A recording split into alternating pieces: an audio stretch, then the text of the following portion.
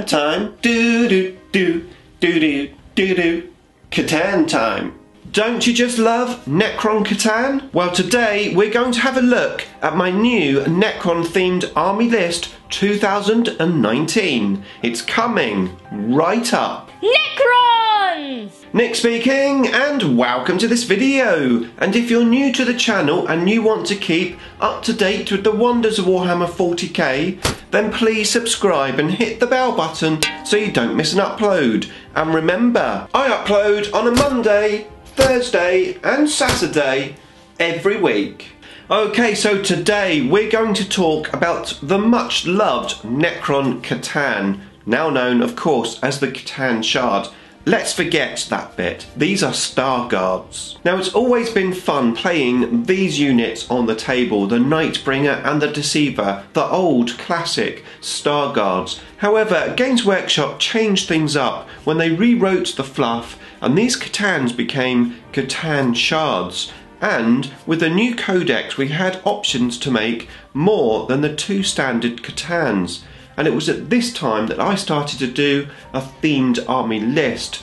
Now, I've had a lot of fun over the years building C'tan themed lists, so I thought a good place to start would be to have a look at some of those old lists. Now, Necrons were very different back then. Even the Cryptex could take their own different staffs, and the C'tan's abilities were very different. In actual fact, most of the lists that I had just wouldn't really work in 8th edition, they couldn't be adapted. So I think the best thing to do is to start from scratch.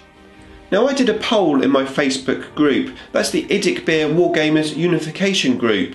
Come and join us if you're not there already. Now, in that poll I asked whether my viewers would like to see just the end list and how it works on the table, or how I went about building the list and then how it works on the table, and that is what the viewers voted for. Now, making themed army lists is always hard work, especially if you want them to be competitive, or at least semi-competitive. The trouble that you have is you're putting limits and restraints on yourself right from the word go. Themed lists are all about having fun and bringing something different to the table.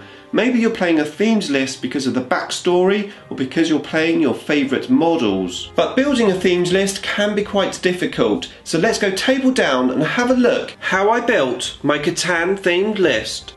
Okay, so first of all, let's have a closer look at my C'tan models. I've got 6 in total. I want to get all 6 of these into my list. So starting on the left hand side there, we've got the traditional Deceiver and Nightbringer. Both of my models are made from metal. And then next to them we have the Void Dragon. This is a converted C'tan which I made from a Nightbringer model. It's got some Reaper Bones miniature sections on there. It's got a demon head, and I cut the horns off and repositioned them, and the rest of the stuff is all made from green stuff. I really like that model. I put the lightning coming out of his hands. I used to use this model as the shooting C'tan. And then of course we have the Transcendent C'tan, this model from the Tesseract Vault. Next to him we have my converted Transcendent C'tan. Now, this model was actually given to me. When I got it, it was in bits, so I rebuilt it and I converted it into a Necron C'tan. So it's based upon an epic Titan. One of the arms is a Badin's arm and the other arm is from an old Necron destroyer. I went and put some Necron symbols on the model as well, just to give it a Necron feel. And then on the far right hand side there we've got a model from Mastercrafted Miniatures, and I use this guy generally as Oricon when he is empowered, and that is my 6 models.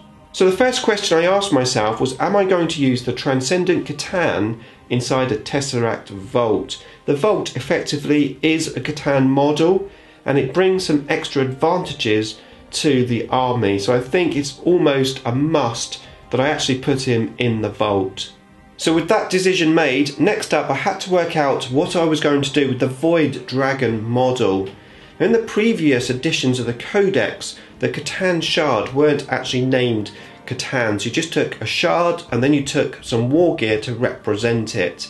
so that was quite easy. However, that isn't the case now. So we've just got the Deceiver, the Nightbringer and the Transcendent C'tan.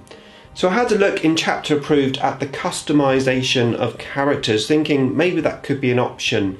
The issue that I have is that's for open play, and I really want to do match play with this army. So I disregarded that idea, which means that the Void Dragon model is going to have to be a Transcendent C'tan.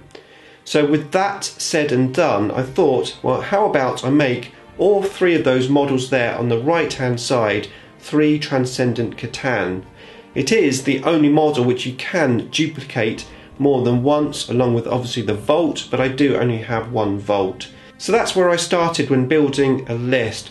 3 Transcendent C'tans, the Nightbringer, the Deceiver and then the Vault, which meant that I was going to have to build a spearhead detachment, and that also meant I needed a HQ choice for this army. In actual fact, if I want to go battle forged, I'm going to need a HQ anyway, so that's what I looked at next. Now usually in my C'tan list I like to use Oricon. Oricon of course becomes empowered, and like I said earlier, I use that blue model as his empowered model.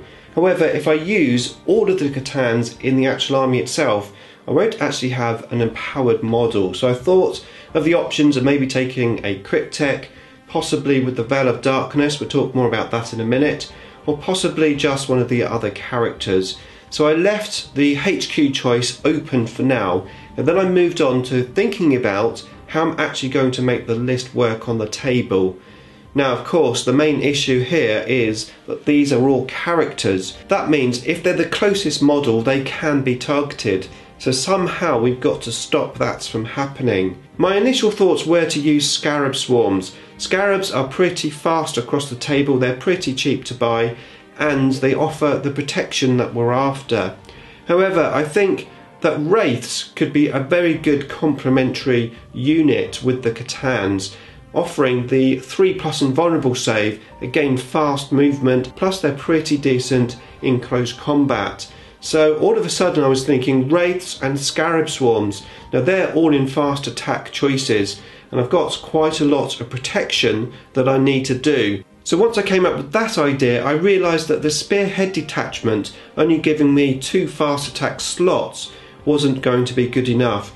I did have a look at taking some other detachments, which means having more HQ choices. When you start to add up the points of what's on the table now, it doesn't really leave you many points left over for other HQs. So I had to switch to the Outrider detachment. That gives me 6 fast attack slots. Now that of course meant I'd only have 2 heavy support choices.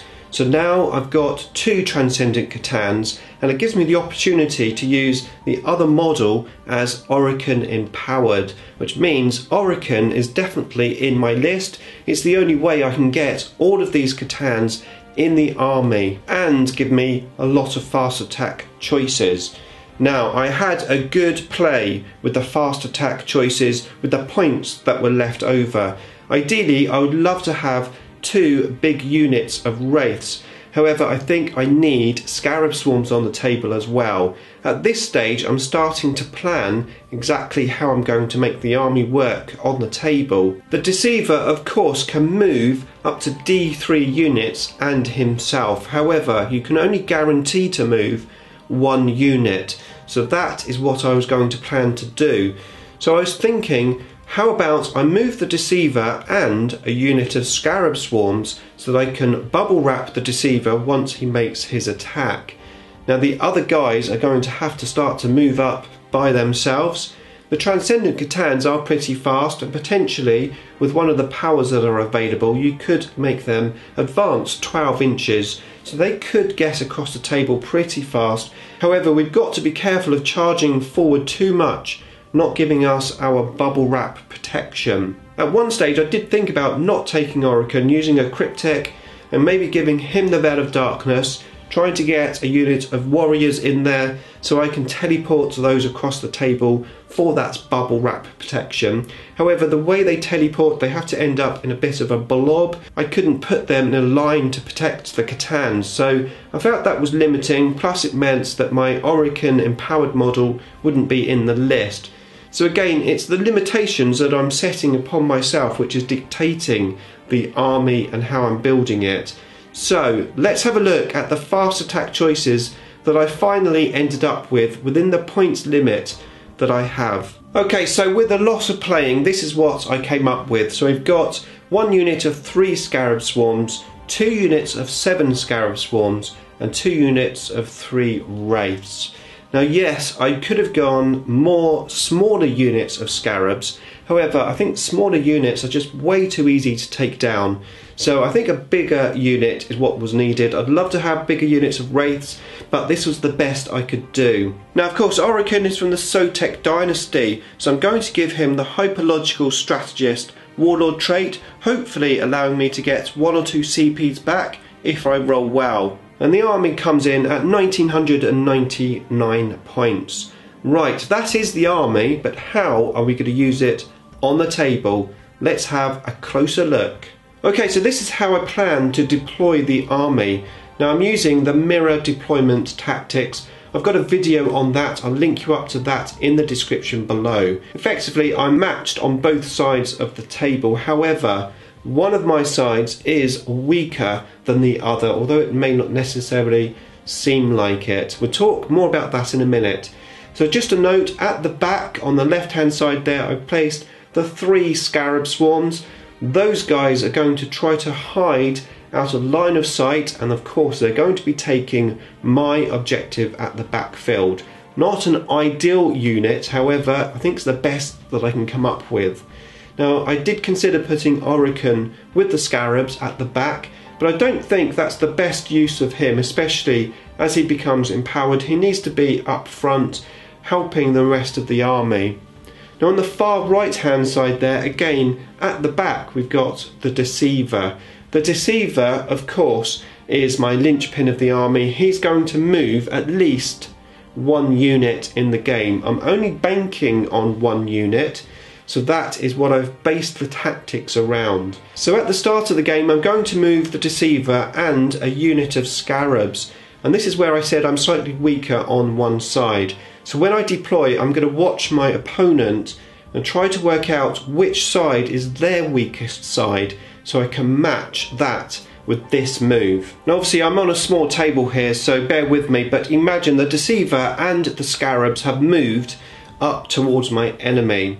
And I've moved the Scarabs on the left hand side, which I purposely deployed the Nightbringer and the Transcendent C'tan with the Wraiths. The Wraiths, of course, blocking the C'tans from being targeted. Now on the other side of the table, of course, I've got Oricon there, so that's a slightly weaker side. So like I said, I've just judged where the enemy's going to be upon deployment. However, with the Scarabs, the Wraiths, Oricon and the Transcendent C'tan, I'm sort of covering both sides of the table.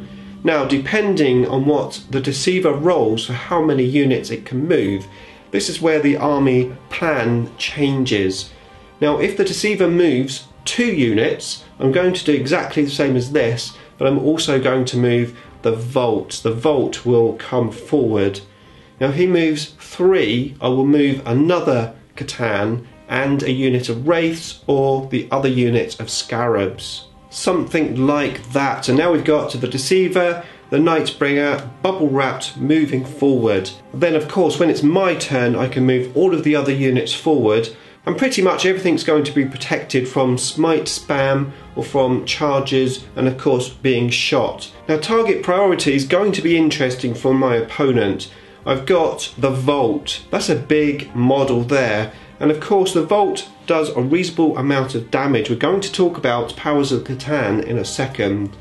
And then they've got 2 C'tans potentially in their face, and they're bubble wrapped with the Scarab, so they need to sort those out. Then of course you've got the Wraiths and the other C'tans pushing forward, so lots of options, even though I've got a pretty small army on the table. Now in terms of Powers of the C'tan, I've got 5 C'tan models on the table. The Vault can take 4 and the others can take 2 each. That's basically 12 powers, and that means I can have 2 of each power. Now choosing which powers go where is a tough choice, especially if you're inexperienced with the powers, and to be fair, I am inexperienced. I haven't really played C'tans or the Vault much, so I've taken a bit of a guess, and I'm going to play the army first and work out which powers should go where. However, I would appreciate any feedback on the powers of the C'tan. So this is what I've come up with. So the Nightbringer, I've given Sky of the Falling Stars and Time's Arrow, both 18 inches. And then the Deceiver has Sky of the Falling Stars and Cosmic Fire. And then we have the Transcendent C'tan. So I've got Antimatter, Meteor and Time's Arrow on one of them. The Void Dragon I've given Transdimensional Thunderbolt and Seismic Assault to, both 24 inches, matching I think the sort of gun option that I want on that particular model. And then the Lord of War, the Tesseract Vault, has Seismic Assault, Cosmic Fire, Antimatter, Meteor and Transdimensional Thunderbolt. Like I said, I'm going to have to play around with those powers as I learn with the army.